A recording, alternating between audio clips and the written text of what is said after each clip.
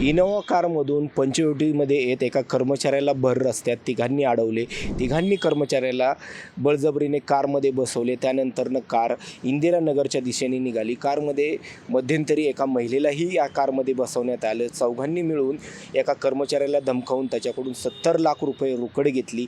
त्यानंतरनं त्याला मुंबई आग्रा महामार्गालगत सोडून देत चौघेजण कारने पसार झाले होते. या संदर्भात पंचवटी पोलीस ठाण्यामध्ये गुन्हा दाखल झाला होता. गुन्हा संवेदनशील आणि गंभीर असल्याने पोलिसांनीही वेगाने तपास सुरू केला. नाशिक शहर गुन्हे शाखा युनिट 1च्या पथकाने वेषांतर करत जोगेश्वरी, वसई, डोंबिवली आणि नाशिक रोड रेल्वे स्टेशन परिसरामध्ये सापळा रचला होता. सलग 3 दिवस सापळा रचूनही लूटमार करणारे पोलिसांच्या जाळ्यात येत नव्हते. मात्र पोलिसांनी CCTVच्या आधारे शोध सुरू केला असता संशयित इनोव्हा कार पोलिसांना डोंबिवलीमध्ये दिसली होती. त्यानंतर पोलिसांनी डोंबिवलीमध्येही सापळा रचला. दरम्यान नाशिक रोड पोलीस स्टेशनच्या हद्दीमध्ये एक महिला पोलिसांना संशयास्पद दिसली. पोलिसांनी तिच्या ट्रॅप लावला. तिचा मागे पाठलाग केला असता ती कोणार्कमध्ये रिक्षाने गेली. पुन्हा रेल्वे स्टेशनला आली आणि रेल्वे स्टेशनवरून पुन्हा एका इनोव्हा कारमध्ये बसली होती. कारमध्ये तिच्यासोबत आणखी 3 जण होते. पोलिसांना या कारचा संशय आला. त्यानुसार पोलिसांनी जेल रोड परिसरामध्ये ही कार अडवत चौघांना ताब्यात घेतले.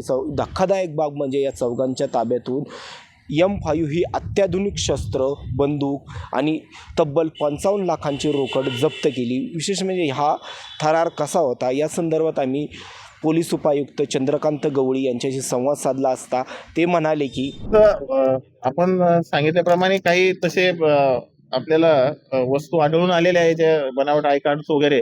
तर या बाबतीत आपण सखोल तपास करत आहोत आणि यामध्ये अजून त्यांची कुठली कोणाचं इन्व्हॉल्वमेंट आहे किंवा याचा वापर करून कोणाला फसवणूक करण्यात आली आहे याचा तपास अंती आपण निष्पन्न करू. नाही, सध्या आपण फक्त हे जे चोरीचा रॉबरीचा गुन्हा होता त्याची रिकव्हरी आणि याच्यामध्ये तपास केलेला आहे. परंतु यापुढे त्याची PCR किंवा पोलीस कस्टडी मिळाल्यानंतर सविस्तर तपास. बरोबर आहे, अजून PCR मिळवायची आहे आरोपीची. PCR मिळाल्यानंतर आपण याचा सविस्तर. गाडी आयडेंटिफाय आय कार्ड. फिर्यादीने जे सांगितलं की पोलीस अधिकारी म्हणून त्यांना धमकावण्यात आलं किंवा लूट करण्यात आली, त्याप्रमाणे आपण फिर्याद दाखल केली आहे. फिर्यादीनुसार त्यानुसार तपास होऊन पुढील अधिक माहिती निष्पन्न करण्यात येईल. सध्याचे आय कार्डचा तपास करण्यात येईल आणि आय कार्ड जेन्युन लावलेले त्याच्यावर काय पद काय त्याची नावं काय आहे पण वेगवेगळ्या डिपार्टमेंटचे म्हणजे रेल्वेचे आहे, इन्कम टॅक्सचे आहे, अँटी करप्शनचे आहे, असे वेगवेगळे आय कार्ड आहे. आणि याचा वापर नक्की कशा करता, कोणाला धमकावण्याकरिता, फ्रॉड करण्याकरिता किंवा इतर कुठल्या गोष्टींकरिता करण्यात येत होता याची आपण सखोल तपासात निष्पन्न करू. तर एक फिर्यादी आपल्या समोर आहेत ज्यांच्याकडून त्यांनी लूट केली होती. इतर जर आपल्याला निष्पन्न झाले त्यांना हे आपण जेव्हा पोलीस कस्टडी रिमांड घेऊन आणि त्यांची सखोल चौकशी करू त्यावेळेस सर्व या गोष्टी निष्पन्न होतील.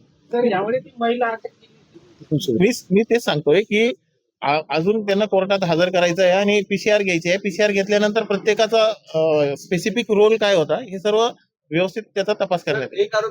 बरोबर आहे, हे मुंबईमध्ये सर्व एकत्र आलेले होते आणि त्यांच्यात जे काही आपण पुढील मोबाईल अनालिसिस, CDR अनालिसिस यानुसार आपण त्यांचं यापूर्वी कधीपासून कॉन्टॅक्ट होते आणि तसंच आपण जेव्हा इंट्रॉगेशन करू या सर्व गोष्टी निष्पन्न होतील. ऑलरेडी सांगितलंय की फिर्यादीला बंदुकीचा दाग दाखवून त्याच्याकडून पैसे लुटण्यात आलेले, आपण ती रिकव्हरी केलेली आहे आणि पुढील तपास करण्यात येत आहे. फिर्यादीची उलट तपासणी घेण्याचं काही प्रयोजन नाही, तेव्हा ते तपासामध्ये निष्पन्न होईल. अटक केलेले चौघेजणही वेगवेगळ्या ठिकाणचे आहेत.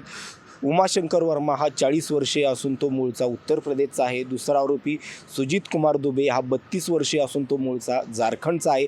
तर तिसरा आरोपी निलेश पका हा वसईमधला आहे आणि चौथी महिला आरोपी ही मूळची नाशिकची आहे, संगीता आहिरे असं तिचे नाव आहे. या चौघांनी मिळून एका कर्मचाऱ्याला लुटमार करण्याचं ठरवले होते. त्यानुसार हे चौघेजण इनोव्हा कारने पंचवटीमध्ये आले होते, त्याची लुटमार केली होती. पोलिसांनी ज्यावेळेस या चौघांना ताब्यात घेतले त्यावेळेस त्यांच्याकडं अत्याधुनिक शस्त्रही होती. विशेष म्हणजे हे जर्मनी तयार केलेले M5 ही बंदूकही या संशयितांकडे आढळून आलेले. पोलिसांनी त्यांच्या ताब्यातून तब्बल 55 लाख M5 बंदूक, रिव्हॉल्वर आणि विशेष म्हणजे CBI, रेल्वे, गृहविभाग आणि केंद्रीय सरकारी अधिकाऱ्यांचे जे ओळखपत्र असतं हे ओळखपत्र बनावट असल्याचंही आढळून आले. पोलिसांनी ही सगळी बनावट ओळखपत्र जप्त केलेली आहेत.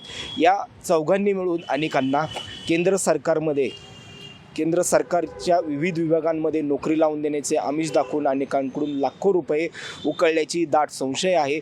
पोलिसांनी आव्हानही केलेले आहे की या संदर्भात या चौघांनी कोणाला फसवलं असेल, काही आमिष दाखवले असेल, धमकावलं असेल तर नाशिक शहर पोलिसांशी संपर्क साधावा. एकूणच सांगायचं झालं तर ही घटना एक संवेदनशील आणि गंभीर आहे. यांनी यापूर्वी रेकी केली आहे का? हे जे 70 लाख रुपये होते या कर्मचाऱ्याकडे, तर हे पैसे कशाचे होते आणि ह्या कर्मचाऱ्याकडे 70 लाख रुपये असल्याची माहिती या चौघांना कशी मिळाली याचा आता पोलीस शोध घेत आहे. विशेष म्हणजे हे केंद्र सरकारच्या माध्यमातून वेगवेगळी ओळखपत्र स्वतःकडे दाखवायचे.